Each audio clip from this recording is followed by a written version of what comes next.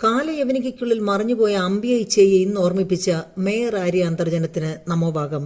KSRTC ഡിപ്പാർട്ട്മെന്റും ആനവണ്ടിയും പതിറ്റാണ്ടുകളായി theatre നിറഞ്ഞോടുന്ന super ഹിറ്റുകളാണെന്ന് നമുക്കറിയാം.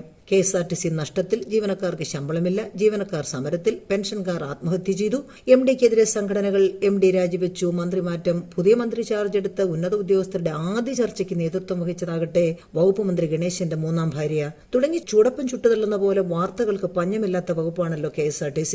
ഇതാ വകുപ്പിന്റെ ചെലവിൽ പുതിയൊരു എപ്പിസോഡ്. അതൊരു പോർമുഖം തുറന്നിരിക്കുന്നു മേയറും ഡ്രൈവറും തമ്മിൽ. കഥ ഇങ്ങനെ: ഏപ്രിൽ 27 രാത്രി 10 മണി. തലേന്ന് പാതിരാത്രിക്ക് തൃശൂരിൽ നിന്ന് ഡ്രൈവർ സീറ്റിൽ കയറി വളയം തിരിക്കാൻ തുടങ്ങി യദു എന്ന പാവൻ ചെറുപ്പക്കാരൻ. വെറും 750 രൂപയ്ക്ക് രാപകലന്യെ വളരെ റിസ്ക്കുള്ള ഈ പണി ചെയ്യുന്ന അയാൾ ഒരു അരമണിക്കൂർ കൂടി ഒന്ന് താണ്ടിയാൽ ഇറങ്ങി ഒന്ന് നടുനിവർത്താം, വെള്ളം കുടിക്കാം, ഒന്ന് കണ്ണടയ്ക്കാം എന്ന അത്യാർത്തിയോടെ അവസാന ലാപ്പ് പൂർത്തിയാക്കാനുള്ള പാച്ചിലിൽ അതാ വരുന്നു ആര്യയും ഭർത്താവും. തനി ഗുണ്ടാവിളയാട്ട ശൈലിയിൽ ഇടതുവശത്തുകൂടി ഓവർടേക്ക് ചെയ്ത് ആനവണ്ടിയുടെ മുൻപിൽ കുറുകിയതാ ആമവണ്ടി സഡൻ ബ്രേക്ക് ഇടുന്നു. ജനാധിപത്യത്തിന്റെ കാവൽ ഭടന്മാർ രണ്ടുപേരുൾപ്പെടെ ഐവർ സംഘം ഡ്രൈവറുടെ നേരെ ആക്രോശവുമായി പാഞ്ഞെടുക്കുന്നു. മേയർ MLA റോഡ് ഷോ അടിപൊളി. ചോദ്യാവലി ആരംഭിച്ചു. യെസ് ഓർ നോ ക്വസ്റ്റ്യൻസ് ആണ്. ക്വസ്റ്റ്യൻ നമ്പർ 1, റോഡ് നിന്റെ തന്തയുടെ വകയാണോടാ? നമ്പർ 2, ഞാൻ ആരാണെന്നറിയാമോടാ? നമ്പർ 3, ആര്യയെ അറിയാമോടാ? 1 by 1 ക്വസ്റ്റ്യൻസ് ചോദിച്ചുകൊണ്ടേയിരിക്കുകയാണ്. ഉത്തരങ്ങൾക്കും അമാന്തമുണ്ടായില്ല. പക്ഷെ അവ മറുചോദ്യ രൂപത്തിലായിരുന്നു എന്ന് മാത്രം. ആൻസർ നമ്പർ 1, റോഡ് നിന്റെ തന്തയുടെ വകയാണോ? 2, നീ ആരായാലും എനിക്കെന്നാ? 3, മൂന്നാമത്തെ ഉത്തരമാകട്ടെ അത് കൃത്യമായിരുന്നു, എനക്കറിയില്ല. റിയാലിറ്റി റോഡ് ഷോയിൽ യാത്രക്കാരായ പോകന്മാരായി ഇറക്കിവിടപ്പെടാൻ പോകുന്ന ആ 15 പേർ വോട്ട് ചെയ്തു. യദു പരീക്ഷയിൽ 95% മാർക്കോടെ ഉന്നത വിജയം നേടി. അടിമക്കൂട്ടമായ ആ 15 പേരുടെ മുൻപിൽ മേയർ MLA ദമ്പതികൾ ചമ്മി നാറി. റിയാലിറ്റി ഷോയിലെ എലിമിനേഷൻ റൗണ്ട് പക്ഷെ വരുന്നതേ ഉണ്ടായിരുന്നുള്ളൂ. ഞാൻ ആരാണെന്ന് ഇപ്പൊ കാണിച്ചു തരാമടാ. Hello, cantonment station. ഭാര്യയും ഭർത്താവും ഹിയർ. ഓക്കെ. കാക്കിധാരികൾ ആവിർഭവിച്ചു. അലക്ഷ്യമായി, അപകടകരമായി, മറ്റാർക്കും സൈഡ് കൊടുക്കാതെ വാഹനമോടിച്ചു. കുറ്റങ്ങൾ പലത്. പക്ഷെ അതൊന്നുമല്ല കിട്ടിലമ്മയെ പ്രകോപിപ്പിച്ചത്. ലൈംഗിക ചേഷ്ട കാണിച്ചു പോലും. എന്തൊരു ബുദ്ധി, അല്ല എന്തൊരു കാഴ്ചശക്തി. ക്യാമറ ഒക്കെ എന്ത് നമ്മുടെ അന്തർജനത്തിന്റെ കാഴ്ചശക്തിക്ക് മുൻപിൽ. പകൽ സമയത്ത് തന്നെ റോഡരികിൽ നിൽക്കുന്ന നമുക്കെതിരെ ഒരു വാഹനത്തിലെ ഡ്രൈവർ കൈ പുറത്തേക്കിടാതെ എന്തെങ്കിലും ആംഗ്യം കാണിച്ചു എന്ന് വിചാരിച്ചു. നമുക്ക് എന്തെങ്കിലും കാണാൻ പറ്റുമോ? ഫ്രണ്ട് ഗ്ലാസിൽ ചില ബ്ലറായിട്ട് ഉള്ള എന്തെങ്കിലും കാഴ്ചകളല്ലാതെ. പിന്നെയാണ് ഒരു വാഹനത്തിലിരുന്ന് അതിന്റെ പിൻഗ്ലാസിലൂടെ തിരിഞ്ഞു നോക്കി പിന്നാലെ വരുന്ന വാഹനത്തിനുള്ളിലെ ഡ്രൈവറുടെ കൈക്രിയ, അതും രാത്രിയിൽ. ഹോ, അത്ഭുതം. 2-4 ബൾബുകളിൽ നിന്നുള്ള വെളിച്ചമടിച്ച് നോക്കുന്നവന്റെ കണ്ണടിച്ചു പോവുകയല്ലാതെ എന്ത് സംഭവിക്കാൻ? ഇനി ഡ്രൈവർ കാണിച്ചു, മേയർ ക്യാമറ കണ്ടു. ഉടൻ തന്നെ ഗുണ്ടാവിളയാട്ടമാണോ വേണ്ടത്? റോങ് സൈഡ് കയറി മുന്നിൽ വന്ന് വട്ടം ചവിട്ടി കുറുകയിടുക, മാർഗ തടസ്സം സൃഷ്ടിക്കുക, കർത്തവ്യ നിർവഹണത്തിൽ തടസ്സം സൃഷ്ടിച്ച് യാത്രക്കാരെ പെരുവഴിയിൽ ഇറക്കിവിടാൻ KSRTC ആരുടെ തന്തയുടെ വകയാണ് സാറന്മാരെ? പ്രശ്നം എന്താണെന്ന് വെച്ചാൽ, നമ്പർ 1, കമ്മി സ്റ്റഡി ക്ലാസുകളിൽ നിന്ന് പകർന്നു കിട്ടിയ ഗുണ്ടായിസം, അല്പത്വം, എടുത്തുചാട്ടം, ഫാസിസം, ഞരമ്പ് രോഗം തുടങ്ങിയ ഒട്ടേറെ ഗുണങ്ങൾ ചോരയിലുണ്ടേ.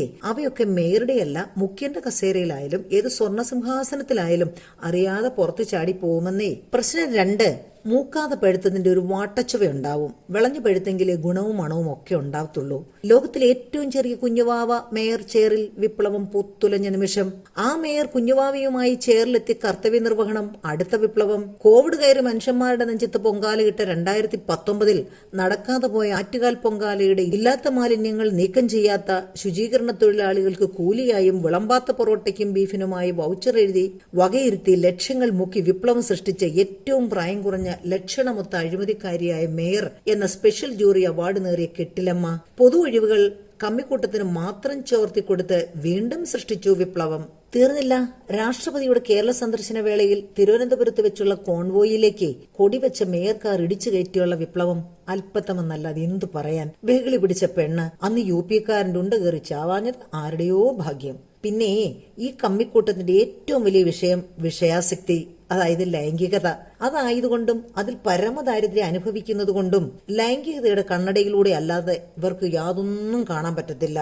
അതൊരു നഗ്നസത്യമാണ്. അതുകൊണ്ട് തന്നെ അന്തർജനത്തെ കുറ്റം പറഞ്ഞിട്ടും കാര്യമില്ല. ഏതായാലും ഒരു രാഷ്ട്രപതിയുടെ വാഹന വ്യൂഹത്തിലേക്ക് ഇടിച്ചു കയറി പ്രോട്ടോകോൾ തെറ്റിക്കുകയും സുരക്ഷാ ഉദ്യോഗസ്ഥരിൽ പരിഭ്രാന്തി സൃഷ്ടിക്കുകയും ചെയ്തതിനോളം വരുമോ ഈ പാവം യദു എന്ന എംപാനലുകാരൻ ചെയ്തത് എന്തു തന്നെയായാലും തലസ്ഥാന നഗരവും റോഡും മേയറുടെ അച്ഛന്റെ വകയാണോ എന്ന് രാഷ്ട്രപതിയോട് ഗൺമാൻമാർ കമാൻഡോകൾ ചോദിച്ചുവോ ആവോ. മേയറുടെ എന്നല്ല ഏത് പൊന്നുതമ്പുരാന്റെ ആയാലും മാനം സത്യം പറഞ്ഞാൽ എളിയോന്റെ കുണ്ടിക്കാണ് ഇരിക്കുന്നതെന്ന സത്യം മേയറും MLA യും നിശ്ചയമായും പഠിച്ചിരിക്കേണ്ട പാഠമാണ്. മേയറുടെ എന്നല്ല ഏത് പൊന്നുതമ്പുരാന്റെ ആയാലും മാനം സത്യം പറഞ്ഞാൽ എളിയോന്റെ കുണ്ടിക്കാണ് ഇരിക്കുന്നതെന്ന സത്യം മേയറും MLA നിശ്ചയമായും പഠിച്ചിരിക്കേണ്ട പാഠമാണ്. ആ പാഠം സ്റ്റഡി ക്ലാസ്സുകളിൽ നിന്ന് കിട്ടുകയുമില്ല. കാരണം അല്പന്മാരുടെയും വിഡ്ഢികളുടെയും കൂട്ടമാണല്ലോ അവിടെ ക്ലാസ്സുകൾ എടുക്കുന്നത്.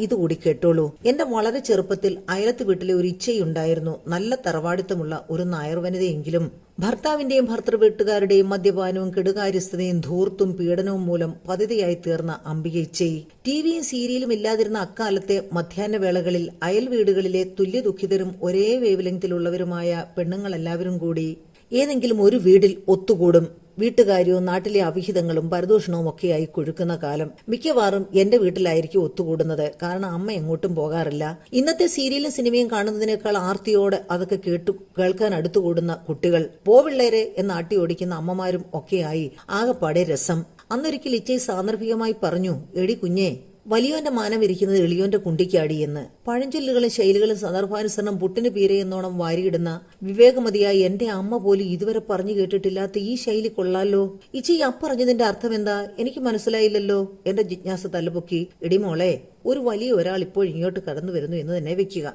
നമ്മൾ എങ്ങനെയാ അയാളെ മാനിക്കുന്നത്? അല്ലെങ്കിൽ നാം അയാളെ മാനിക്കുന്നുവെന്ന് അയാൾ എങ്ങനെയാ മനസ്സിലാക്കുന്നത്? നമ്മൾ ഇരിക്കുന്നിടത്ത് നിന്ന് ഒന്ന് എഴുന്നേറ്റ് നിൽക്കും, അങ്ങനെയല്ലേ? അതായത് തന്നെ കാണുമ്പോൾ മറ്റുള്ളവരുടെ കുണ്ടി ആസനത്തിൽ നിന്ന് പൊക്കുകയല്ലേ? അവിടെ നിന്ന് അയാൾ എഴുന്നേറ്റ് നിന്നില്ലെങ്കിൽ അതിന്റെ അർത്ഥം വന്നയാളെ ഇരിക്കുന്നവർ മാനിക്കുന്നില്ല എന്നുമല്ലേ? ഇപ്പൊ പിടികിട്ടിയോ?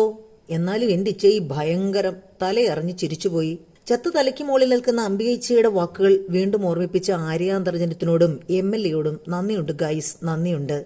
മുതലാളിത്ത സർവാധിപത്യം കല്ലിന്മേൽ കല്ല് ശേഷിക്കാതെ തച്ചുടച്ച് അതിന്മേൽ തൊഴിലാളിത്ത സർവാധിപത്യ സൗധം പണിതുയർത്തി അതിനും മുകളിൽ ഫാസിസ്റ്റ് ചെങ്കുടി നാട്ടിയ പട്ടിണി പാർട്ടിയും അണികളും മേയറും MLA യജമാനും ഒക്കെ മനസ്സിലാക്കേണ്ട ഒരു കാര്യം പറയട്ടെ. ഫാസിസ്റ്റ് പിണറായി യുഗം അവസാനിച്ചു. ഏതും പോരാത്ത കാരണഭൂതന്റെ മൂക്കിന് താഴെ ഒറ്റയ്ക്ക് വന്ന് നിന്നുകൊണ്ട് മൈക്ക് വെച്ച് തെറിയഭിഷേകം നടത്തിയ ഒരു പേട്ട് പയ്യനെ മറന്നിട്ടില്ലല്ലോ. സ്വേച്ഛാധിപത്യവും സർവാധിപത്യവും ഒക്കെ കഴിഞ്ഞെന്നേ. ഹുങ്കു, അഹങ്കാരവും അധികാര ദുഷ്പ്രഭുത്വം അല്പത്വം ഓരോന്നും നാലായി മടക്കി അങ്ങ് പോക്കറ്റിൽ വെച്ചിരുന്നാ മതിയെന്നേ. ഇവിടെ ചെലവാവൂല.